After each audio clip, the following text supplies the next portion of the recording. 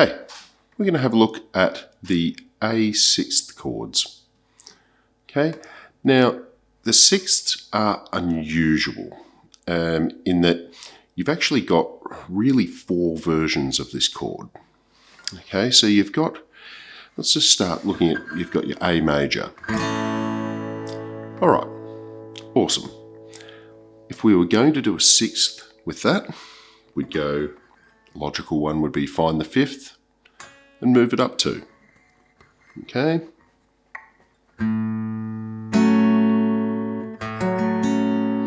All right, it's quite an unusual sound.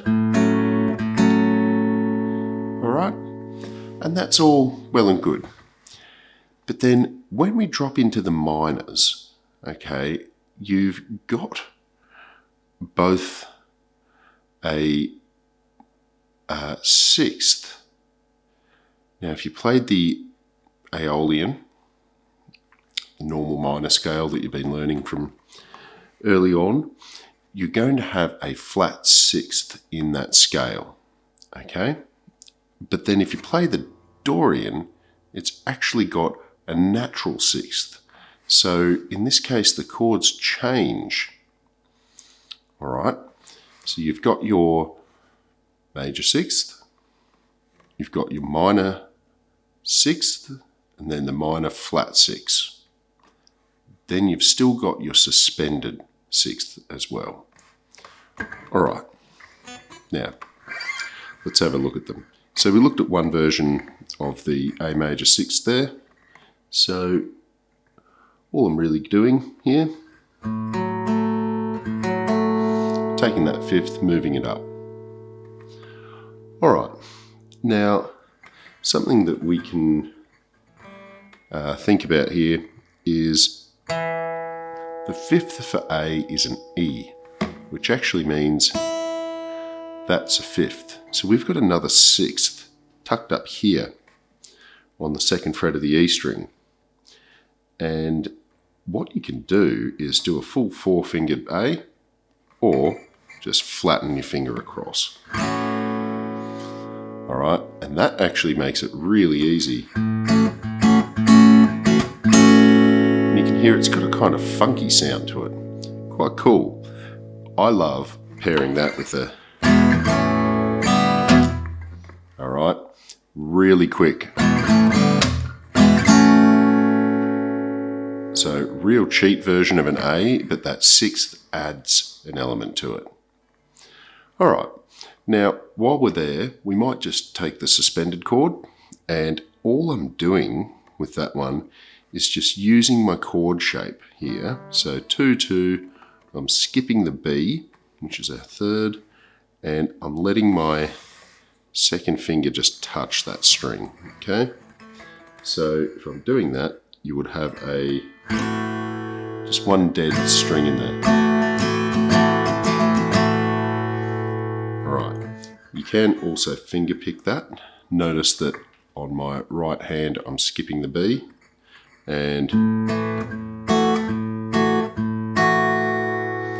so a few tricks there that you can use.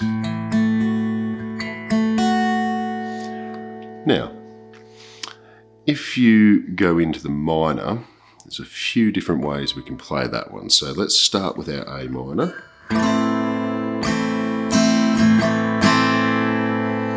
All right, if I'm going to do that flat 6th, which is sort of the more common version, I guess, you would just move this note, the 2nd fret of the D string there, out one.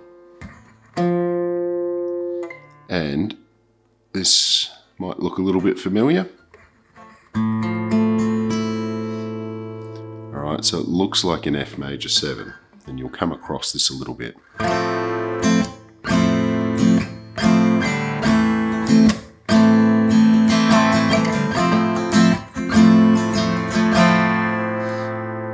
Starts to blur the line between those two chords, because if you think about it, with guitar, we're playing these chords with that 1-5, 1-3 format. They just get a little bit different. So when you start tweaking them, you're going to stumble across a few almost artifacts in the music.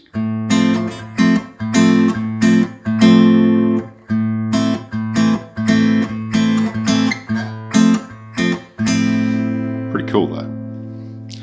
All right, now from there we can actually think, all right, so I've got my A minor, and you said there's a flat. All right, if I do that on the E by flattening my first finger across there, we can get another shape of that chord. And that's quite eerie.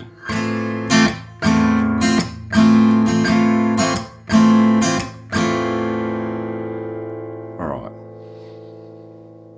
pretty cool. This one too. Got a really nice linear run there between that little finger doing that 7th,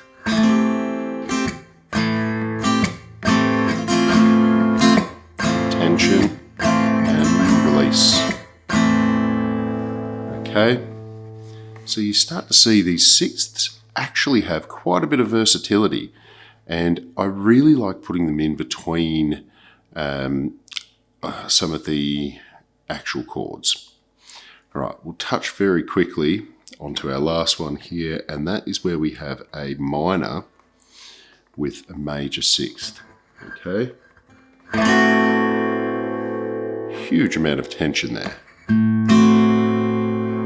All right, and if you look at that shape there, you'll realize that that is one of the most discordant intervals that you can get.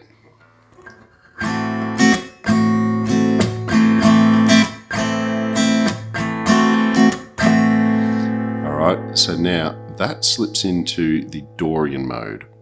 So this particular chord will work with a G major. So if you're in the key of G,